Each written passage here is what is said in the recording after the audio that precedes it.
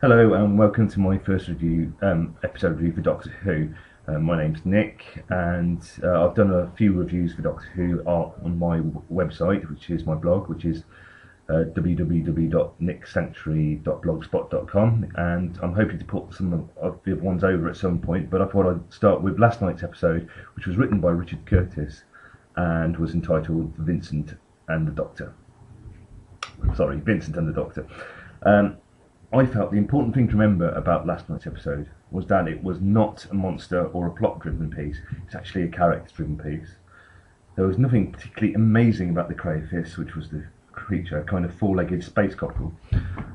Its presence on Earth served primarily as a menace to the already tortured mind of the painter Vincent, and a plot device to bring the worlds of Van Gogh and the Doctor crashing together.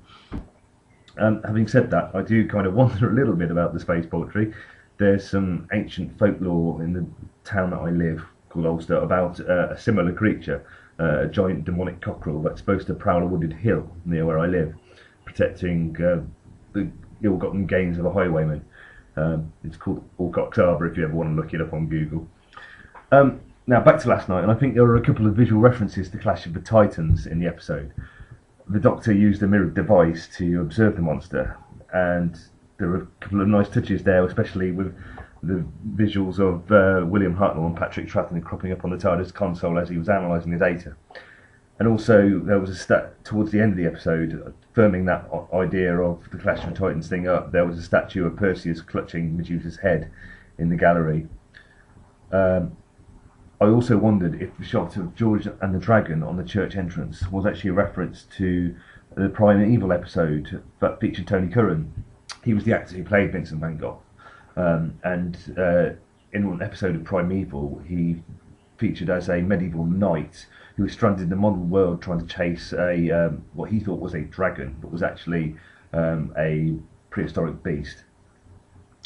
Curran's accent has actually been a little bit criticised, and I think that's a little bit unfair. Yes, he did stick a lot to his native Scottish twang, but I think you can easily forgive this because at the end of the day, he gave a performance character-wise that was extremely emotional and immensely sympathetic.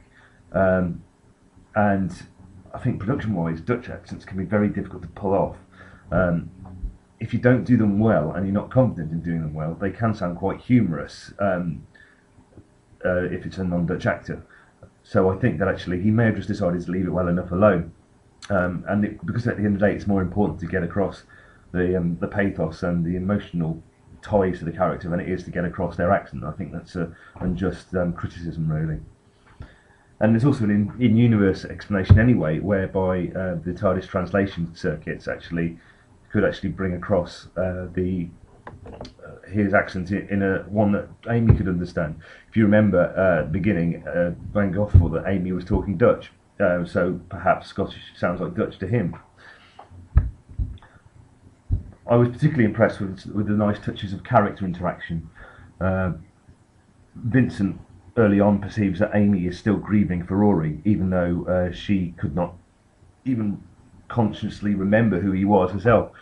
And he noticed that she was crying. And then there was Vincent visibly struggling with his personal demons, constantly facing the rejection and the lack of understanding dealt to him by his contemporary peers. And then, when he was writhing with deep depression and anxiety during the night the Doctor and Amy needed him, eventually reasserting himself by morning in a very bipolar fashion. The final 10 minutes seem to be the crux of the whole episode. Everything that has gone before led up to this epilogue. If we're to believe the Twitterverse, you're either going to love it or you hate it. I think most people seem to have loved it. I think this has a lot to do with emotionally, where you are emotionally as an individual. Personally, I loved it, and I was quite upset because I actually missed the end as a little bit because it was interrupted by somebody coming in. But I did watch it again, and I was very moved on hindsight. I actually shed a tear myself. It's the sequence where Van Gogh finally learns how his art has been received in hindsight by the modern world. His tearful eyes, as Bill Nye's curator relays just how much his personal struggles and how he translated them into some of the world's most beautiful art had affected generations since his death. These are the words of Bill Nighy's character. To me, Van Gogh is the finest painter of them all, certainly the most popular, great painter of all time, the most beloved, his command of colour the most magnificent. He transformed the pain of his tormented life into ecstatic beauty. Pain is easy to portray, but to use your passion and pain to portray the ecstasy and joy and magnificence of our world, no one had ever done it before. Perhaps no one ever will again. To my mind, that strange, wild man who roamed the fields of Provence was not only the world's greatest artist, but also one of the greatest men who ever lived. It very much reminded me of Don McLean's song, Vincent. He seems to try to convey similar emotional response to the personality of Vincent van Gogh.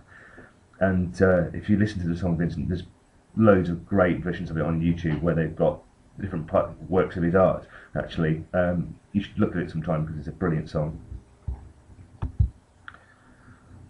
Van Gogh died with little in the way of either wealth or critical recognition. I think as human beings, we all have a need for acceptance and recognition on some level. It doesn't have to be artistic recognition, but we all need to feel that our time on earth is of some worth to the people around us. So in this respect, I think Van Gogh's story and this episode of Doctor Who can resonate with us on an extremely deep and personal level. On the evening of broadcast, the BBC issued a transmission statement saying that anyone affected by issues raised by the episode should contact the provided helpline. It's fairly obvious to me that this was referencing the mental health issues and not the fantasy elements. I cannot say how appalled I am at the cynical and mocking response from some quarters towards a genuine attempt at the BBC to do some good. A couple of thoughts occurred to me in regard to my faith tonight. They concern how we relate to one another as human beings and how we can make a difference to others. Kind of stems from what the Doctor's words to Amy were when she felt despondent after returning to the present day and realising that everything they'd been through with Van Gogh hadn't been enough to save him from his early grave. This is what the Doctor said. The way I see it, every life is a pile of good things and bad things. The good things don't always soften the bad things, but vice versa. The bad things don't necessarily spoil the good things or make them unimportant. And we definitely added to his pile of good things. And if you look carefully, maybe we did make a couple of little changes. We can never fully know what effect our actions will have on the lives of others. But I truly believe that we need to strive to add to other people's pile of good things if we want to better their lives and our own. It is an attitude that I believe is fundamentally at the heart of Christ's command to love our neighbour as ourselves, and his appeal to us that the circle of who our neighbours are is actually a lot wider than the people we take mutual comfort in. People have free will, and sometimes we can't pull them back from the precipice. Mental illness is actually a pretty good example of this. One of the reasons there's been a stigma attached to it for so long is that we fail to properly acknowledge irrational behaviour. We look at it from a perspective and we try to rationalise the actions of those who suffer, which isn't really helpful. In this case, I believe we should do our best to try and bear with those who suffer, instead of trying to explain away or callously dismiss what they're going through. Going back to my general thought, a perceived negative outcome isn't a reason for us not to do our best to save people. Every one of us, if we just took a little more time to add to more people's good piles, instead of obsessing over our own bad piles, we might be surprised at what a difference all those small changes make to the big, big picture. Over on my blog, I actually led a meditation based on that final scene in the gallery.